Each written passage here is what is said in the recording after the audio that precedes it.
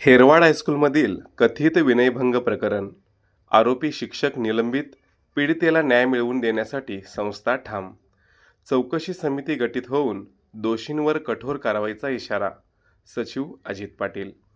हेरवाड येथील हेरवाड हायस्कूलमधील कथित विनयभंग प्रकरणातील आरोपी सहाय्यक शिक्षक अजित भूपाल दिवटे याला तात्काळ सेवेतून निलंबित करण्यात आले असून पीडित विद्यार्थिनी व ग्रामस्थांच्या पाठीशी संस्था ठामपणे उभी राहणार आहे.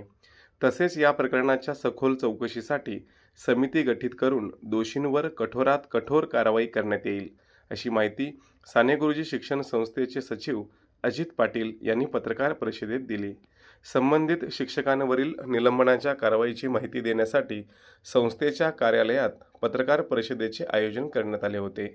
यावेळी सचिव पाटील यांनी सांगितले की जिल्हा परिषदेच्या माध्यमिक शिक्षणाधिकाऱ्यांनी संबंधित शिक्षकाविरुद्ध शिस्तभंगाची कारवाई करण्याबरोबरच चौकशी समिती गठीत करण्याचे आदेश संस्थेला दिले आहेत.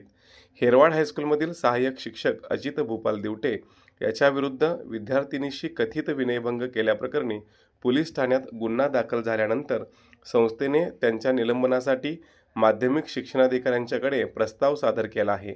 या प्रस्तावास मंजुरी मिळाल्यानंतर संबंधित शिक्षक तात्काळ सेवेतून निलंबित करण्यात आल्याचे त्यांनी स्पष्ट केले. शाळेत घडलेला हा प्रकार अत्यंत निंदनीय असून संस्था त्याचा तीव्र निषेध करते. पीडित विद्यार्थिनीला न्याय मिळवून देण्यासाठी संस्था तिच्या व गावकऱ्यांच्या पाठीशी खंबीरपणे उभी राहील. भविष्यात अशा घटना घडू नयेत यासाठी शाळेत 16 CCTV कॅमेरे कार्यान्वित करण्यात आले असून विद्यार्थ्यांच्या सुरक्षिततेला सर्वोच्च प्राधान्य दिले जाईल, असेही सचिव अजित पाटील यांनी सांगितले. पत्रकार परिषदेला संस्थेचे संचालक राजेंद्र आलासे, राजेंद्र मालगावे आणि शिवप्रभू पोपटी उपस्थित होते.